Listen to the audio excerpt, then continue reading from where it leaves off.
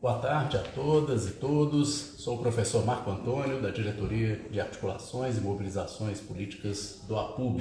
Hoje falaremos sobre a quinta rodada da Mesa Nacional de Negociação Permanente do debate que promovemos acerca da atuação do movimento docente em âmbito nacional e também das atividades do próximo dia 20 de novembro, Dia da Consciência Negra, bem como da quinta Semana Negra do APUB.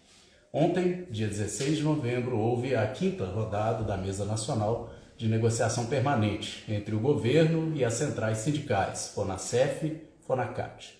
Apesar das várias horas de duração, o que se viu foram poucos avanços no que diz respeito às pautas econômicas da categoria, como a reposição das históricas perdas salariais do funcionalismo público federal e a equiparação dos benefícios dos servidores do Poder Executivo, Legislativo e Judiciário.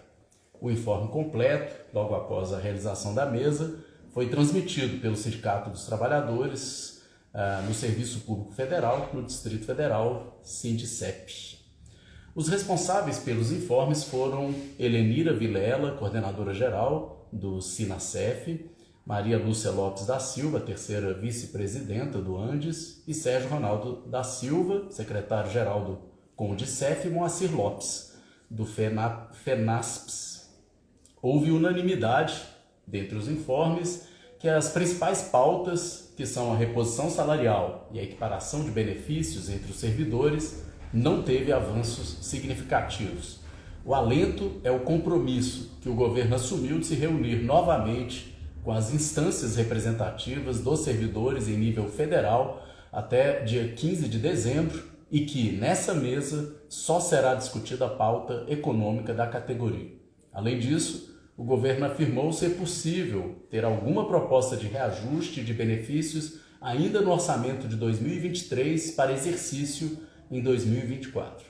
E, além disso, foi dito que, em caso de necessidade, até maio de 2024, é possível ter um crédito suplementar para reajustes, caso aquilo que for negociado pelo governo na próxima mesa, em dezembro, não seja suficiente para atender às nossas reivindicações.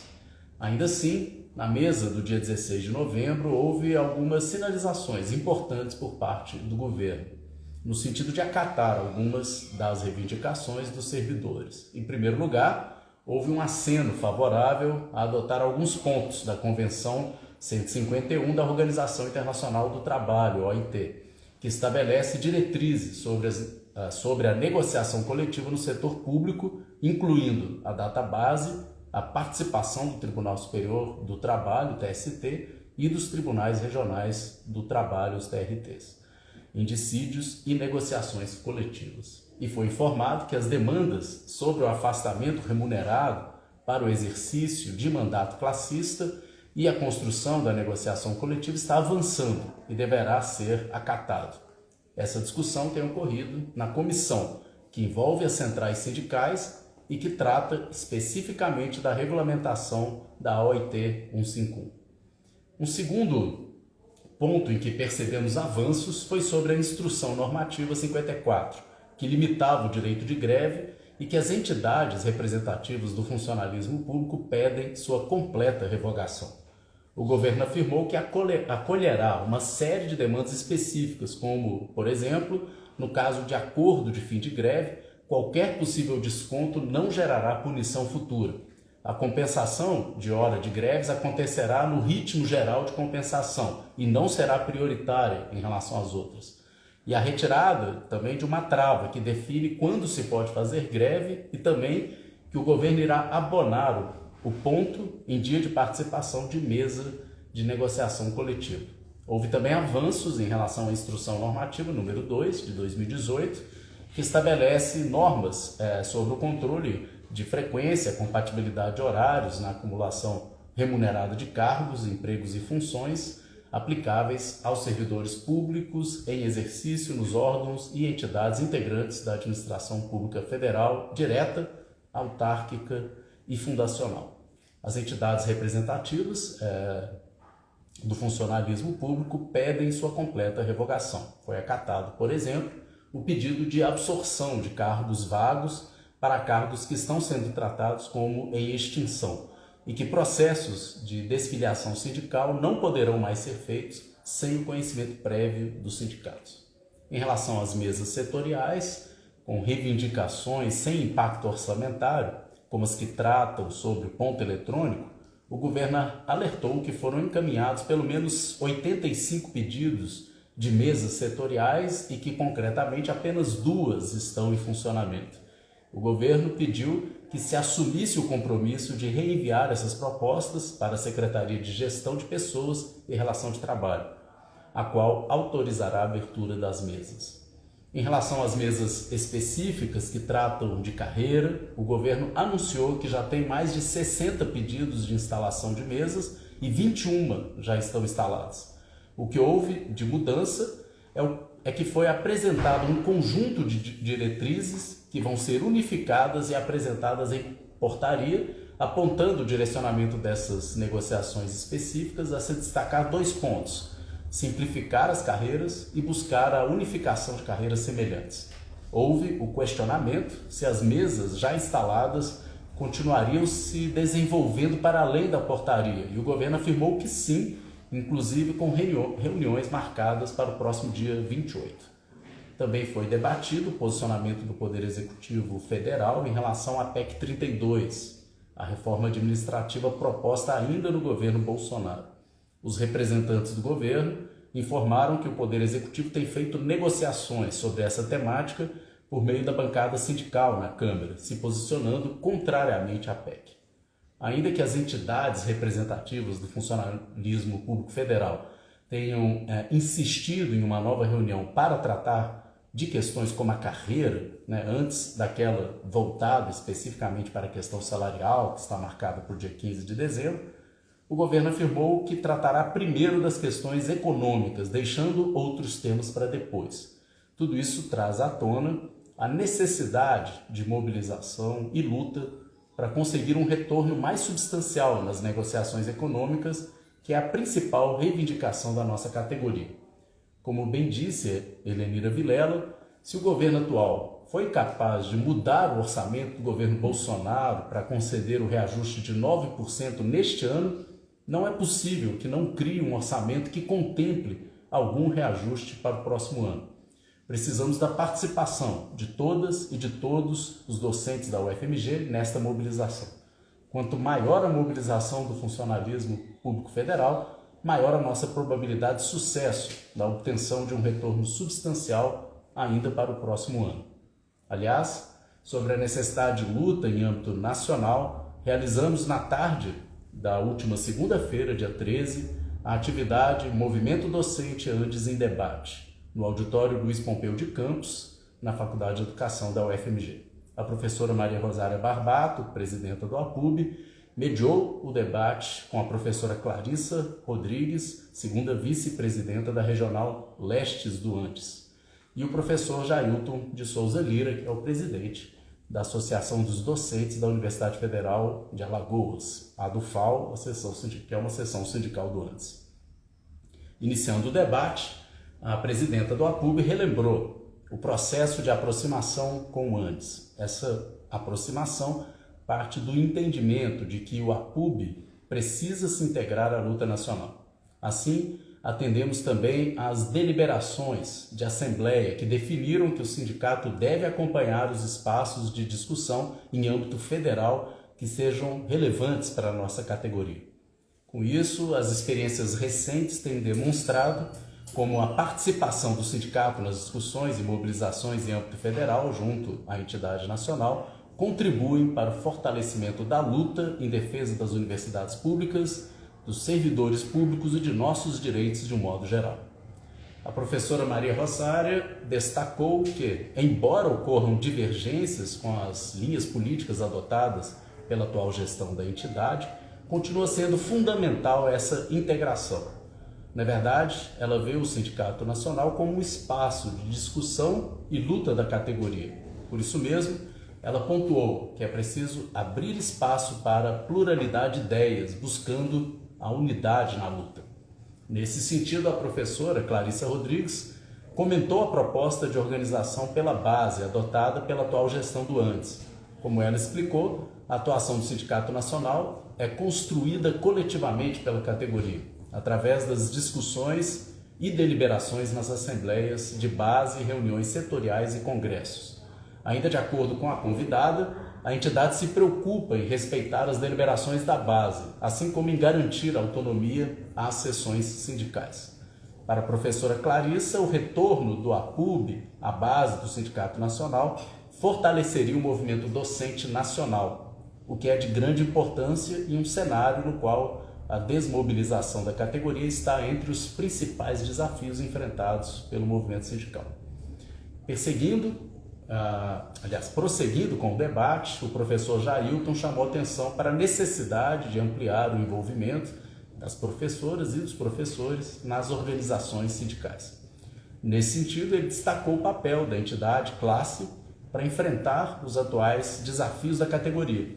Ainda segundo o professor, para cumprir essa função, a atuação sindical deve englobar frentes variadas. Além de contemplar as pautas próprias e diversificadas das carreiras que compõem a categoria, deve também enfrentar pautas políticas, culturais e de segmentos marginalizados da nossa sociedade. Partindo de sua experiência como membro de uma seção sindical do ANDES, ele ponderou que a vinculação nacional contribui para a construção coletiva do movimento docente.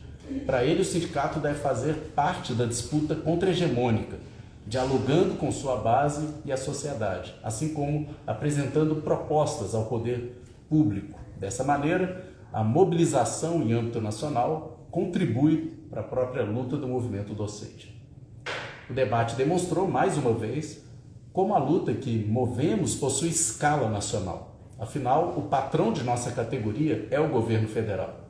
Assim, o APUB segue empenhado em colocar a vinculação nacional em debate com sua base. Por fim, enquanto principal luta política da próxima semana, chamamos a atenção que em 20 de novembro comemora-se no Brasil o Dia da Consciência Negra, uma homenagem à resistência do povo negro. Essa data assinala o falecimento de Zumbi dos Palmares, em 1695, figura central que liderou o maior quilombo da história brasileira, Palmares. Zumbi, considerado um herói nacional, simboliza a luta pela liberdade dos afrodescendentes que enfrentaram 388 anos de escravidão em nosso país. Desde 1888, quando a escravidão foi oficialmente abolida, a comunidade negra tem sido privada de seus direitos sociais mais fundamentais, vítima de decisões da oligarquia política e econômica que exerce seu domínio na esfera pública brasileira. A designação do Dia Nacional da Consciência Negra para o dia 20 de novembro é resultado de uma intensa batalha do movimento negro. Essa escolha foi feita pelos ativistas em resposta ao dia 13 de maio, oficialmente celebrado como Dia da Abolição da Escravidão. Embora o 13 de maio seja também significativo, ele reflete a narrativa histórica dominante que atribui o protagonismo na luta contra a escravidão a uma princesa branca retratada como benevolente ao conceder liberdade aos negros. Desde pelo menos 1970, o movimento negro vem buscando o reconhecimento de Zumbi como um dos heróis da luta contra a escravidão. Esse reconhecimento só ocorreu em 21 de março de 1997, quando Zumbi foi oficialmente inserido como herói nacional no livro de aço dos heróis e heroínas nacionais. A consagração do dia 20 de novembro como Dia Nacional da Consciência Negra só se efetivou por meio da Lei Federal número 12.519 de 2011. Assim fica evidente que desde seu nascedouro, o Dia da Consciência Negra marca a luta do movimento negro brasileiro. Essa data comemorativa constitui, por si só, uma conquista política. E é a partir das mobilizações pautadas no debate racial que obtemos conquistas como a aprovação da Lei 12.711 de 2012, a Lei de Cotas, que em apenas 10 anos de existência fez com que o número de discentes negros e pardos no ensino superior brasileiro aumentasse em 400% entre 2010 e 2019, de acordo com o levantamento do IBGE. Também é uma conquista histórica a atualização da Lei de Cotas, que veio com a Lei 14.723 de 2023, que incluiu quilombolas como cotistas, bem como ampliou a política de cotas para ingresso nos cursos de mestrado e doutorado, e também reduziu para um salário mínimo per capita a renda para atendimento dos estudantes com prioridade no recebimento de auxílio estudantil. A próxima semana guarda importantes atividades no âmbito da luta negra, com o mote pelo fim da violência policial no Brasil, do massacre de Israel na Palestina e da intervenção da ONU no Haiti. Nós, do APUB, realizaremos a 5ª Semana Negra do nosso sindicato, com o tema Desafios na Construção da Democracia Brasileira, nos dias 27 e 28 de novembro, a partir das 14 horas, no auditório 4 da Faculdade de Ciências Econômicas da UFMG. A programação conta com a participação de importantes expoentes do movimento negro local e nacional, como Vera Lúcia Santana Araújo, advogada e integrante da Coordenação Executiva Nacional da Associação Brasileira de Juristas pela Democracia, Yuri Santos Jesus da Silva, que é o diretor de Políticas de Combate e Superação do Racismo do Ministério da Igualdade Racial, a Marinete Silva, advogada, integrante da Comissão de Direitos Humanos da OAB do Rio de Janeiro e mãe de Marielle e Aniele Franco, além de uma mesa de abertura que contará com representantes dos 3 setores da universidade. Salientamos que é necessário retirar o ingresso para cada dia de evento, o que poderá ser feito via Simpla. Aguardamos a presença de todas e todos nesse importante evento promovido pelo nosso sindicato.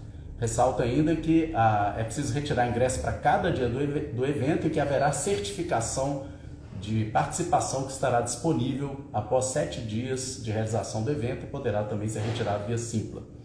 Então, aguardamos a presença de todos e nos encontramos no próximo Minuto APUB. Um abraço.